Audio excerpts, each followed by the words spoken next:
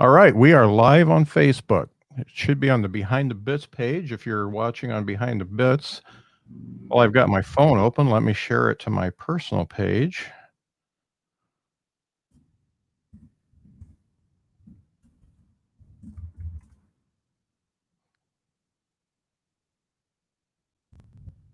And no, here we are.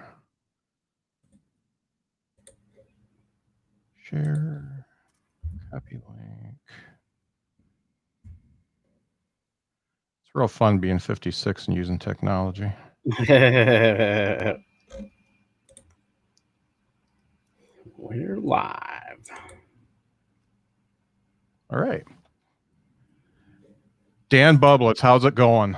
It is going very well today.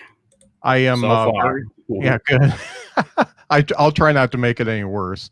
I really appreciate you doing this little experiment with me. We were talking before we went live about the issues I've had with sound, and I'm very picky about my podcast having good sound because I've stopped listening to podcasts in my life just because I couldn't handle the sound. So I really want them to sound good, and I've had a few bad experiences. So what we're going to do today is we're going to do a speed round where I ask you a few of the questions that everybody wants to know and give you a chance to plug some stuff. And then we're going to go to another method of recording and do the rest of the podcast.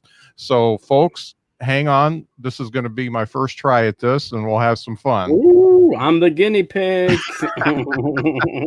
It's good to have another podcaster as a guinea pig. It really is, because we know the trials and tribulations of all no this. Doubt. So first question, Dan, where are you from? Well, I'm based in St. Paul, Minnesota now, Okay. But originally I'm from South Dakota. That's where I grew up. And I lived in California for a while too. So okay, cool. How long have you been in St. Paul? A little over a year, actually. We just moved here last April. Okay, cool. When did you start doing stand-up comedy? At what age were you? I was 31, just about to turn 32. Okay. So it'll be 10 years for me in September. Okay. What so you've been doing it for 10 years. What prompted you to start doing stand-up comedy? Divorce. Okay. I mean, that's the short answer. But yeah, so it was. I just had went through a divorce, and I'd been married for 12 years, so it was, a substantial amount of time to be married. And I just felt like at the time, it felt like it was all those years were wasted. As I've gotten older, I realized that they weren't, because, that marriage and that person helped shape me into who I am today. It was a big part of my life. But in that moment, after the divorce, immediately after, I felt like I wasted 12 years and I didn't want to waste any more of my life. So stand-up was something I always wanted to do, but I never pursued because I got married young and then, got a job, and we were doing the whole, house, cars, all that jazz. And so I never really pursued it. And like I said, I was at this point where I didn't want to be one of these guys that, when I was in my 60s, I'd look back on life and wonder, what if I would have done a thing? Instead, I changed my thought process to, I want to look back and be like, well, that's how that went. Whether good or bad, at least I know, and I gave it a shot. So that's what inspired me to do it. Right. That's great. And I totally feel what you're talking about, because I was, 19 years behind you. I was 50 when I started, but I'm glad I did. So that's, we've got that in common. So as far as comedy influences, who would you say were your influences regarding stand-up comedy? Well, I mean, it obviously kind of changed. I mean, when I first started, I was always a fan of, Richard Pryor, Eddie Murphy, George Carlin, all the classics. But as I kind of started getting more into stand-up and discovering other stand-ups, Mike Birbiglia is somebody that I feel really influenced by, because he's a storyteller. He does a lot of storytelling kind of comedy. I'm more storytelling than I am, one-liners and that sort of thing. Mm-hmm. So his comedy's been kind of big. I'm also John Mulaney is another one because he's a really good storyteller, things like that. So have you listened to Mike's podcast? I have not. No, not yet. I believe it's called Working It Out. I highly recommend it. Mulaney's one of his first guests, and it's it was really good. I believe he started it on Instagram. Actually, he was doing it as an Instagram live. Yep. And it's really cool. I mean, he's got it structured in a certain way because that's the way he has to do things. But it's just the type of guy he is. But he does a really good job with it. I really enjoy it. So tell me about the first time you did stand up. What was that like? Really scary. I mean, that's another thing with me getting into stand-up comedy, it was also overcoming a fear. Because like in high school and growing up, I had a fear of public speaking. So, in high school, giving speeches, that kind of thing, I would get real nervous and I, get stuttery, and I wasn't good at presenting in front of groups of people. I just had this fear. So part of doing stand-up was getting over that. So for me, the first time I did it, it was very scary.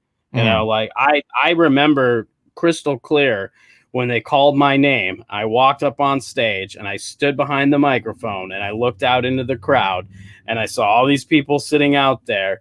And I thought, oh crap, what did I get myself into?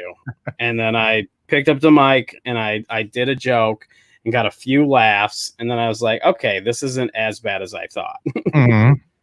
That's and great. Then from there, it just it's gotten a lot easier. Now I have no problem with public speaking at all. Right.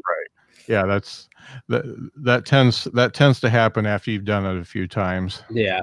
But I also, it's not like I just went up on a whim. Like I wanted to be very prepared. Like I wasn't probably the best comic that night at that open mic, but I also didn't do terrible because when I started where I started, there was only one open mic and it was a monthly open mic and it was a couple hours from where I lived. So I actually signed up in like June or July for the September open mic. Like I could have got up in the summer, but I was like, I'm not ready. And then once I knew I was going to be doing this open mic in September, I just started writing. So like every day I was writing my material. Then once I got what I thought I was going to do for the 5 minutes, I was rehearsing it all the time and in front of my at that time, my girlfriend there, she was she would listen to me go through my set. And I was very rehearsed because I wanted to be very prepared. Because another thing that I didn't realize with comedy, you go to an open mic now and people are looking at notepads, looking at phones, things like that. Well, the only thing I knew about comedy is what I saw on TV. And you never saw that people using notebooks and things like that on Comedy Central. And so to me, that wasn't allowed. So I memorized all my jokes. So when I went up that first time, I did not have a sheet of paper, but it was like a script. It was on, and trying to do it basically word for word. So it's very tight. Yeah, being prepared, it's a double-edged sword. You put so much work into it that it makes that first time super scary because you've put so much of yourself into it.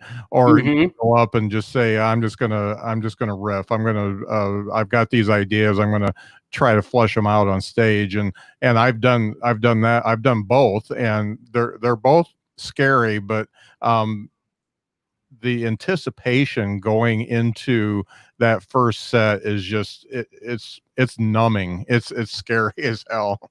Yeah. Well, and it really was for me too, because I had a lot of friends and family that came, like, which I was surprised. Even my dad was at the very first open mic. And for that, to me, that was shocking that he would even consider it because it was in the middle of the week and he works and I was shocked that he did. And so like I had friends and family that drove all the way there. So it was like, man, if I really botch this, like that's bad. Yeah. Because there's quite a few people that went out of their way to see this. Right. And at some level, some of them probably were coming to hope to see that hopefully I would fail.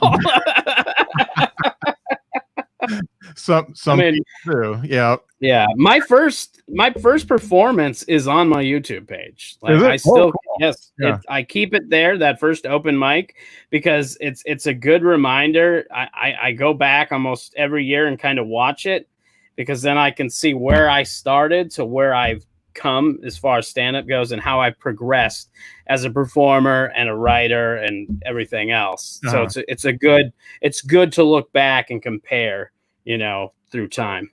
It's funny because comics seem to be split like 50-50 on keeping their old stuff available on YouTube or whatever they're using, Vimeo or whatever.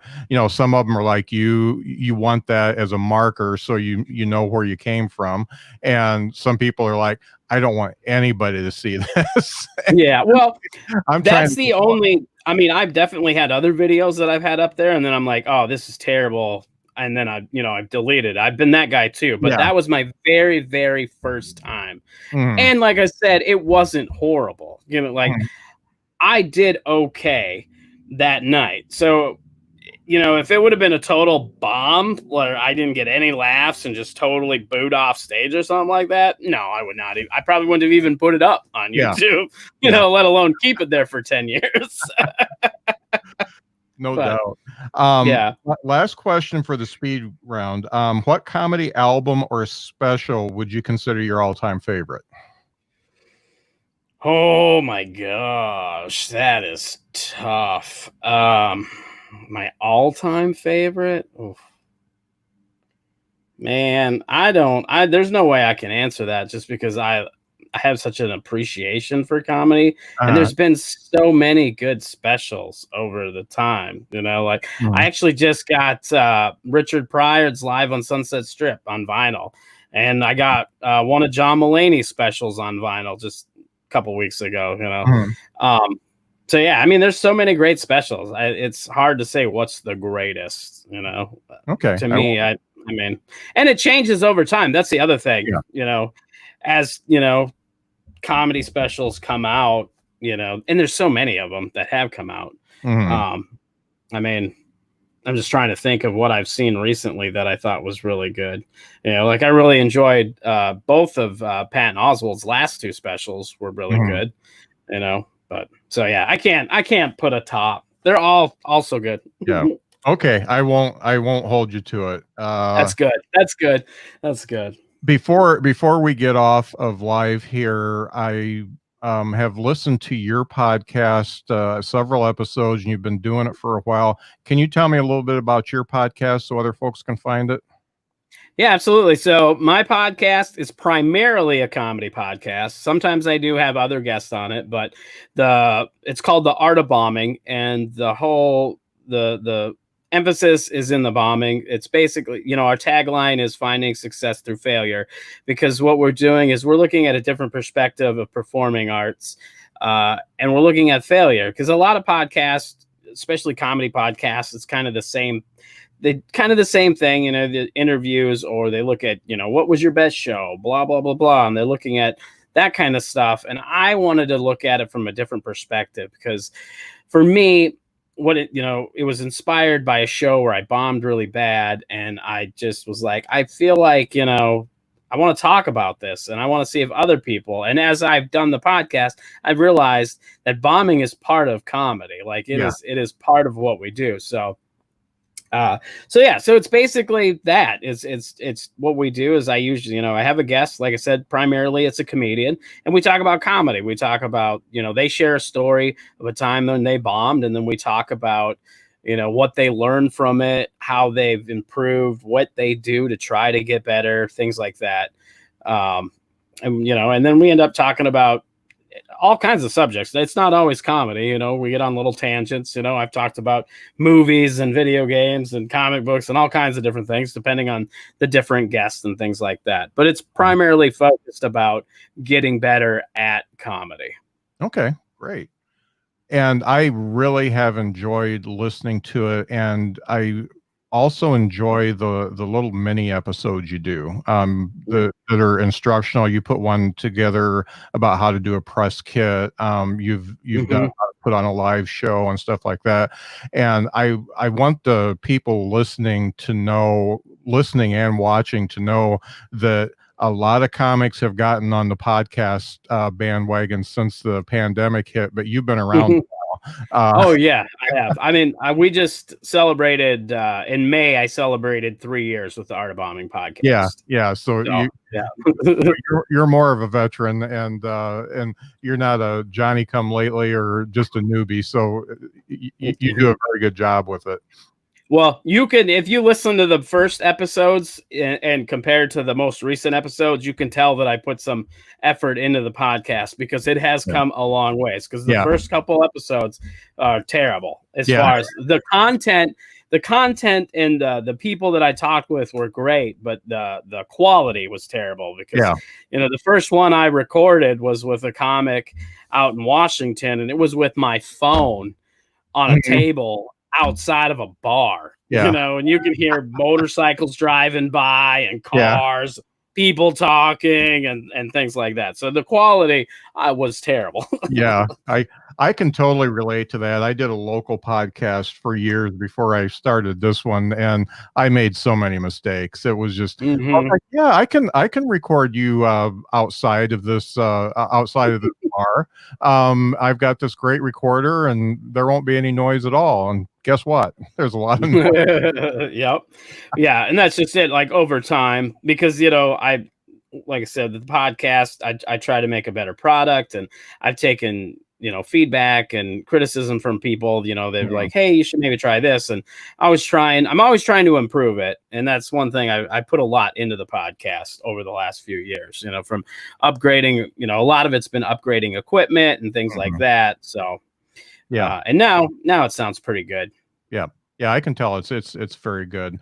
Okay, folks, you have been live with us for 16 minutes and 56 seconds. Dan and I are going to go off live and talk via a different method, but make sure to check out the Art of Bombing and subscribe to the Behind the Bits podcast so you can catch the whole episode with Dan and I. Thanks for watching. Artofbombingpod.com and follow me right there. Artofbombingpod.com.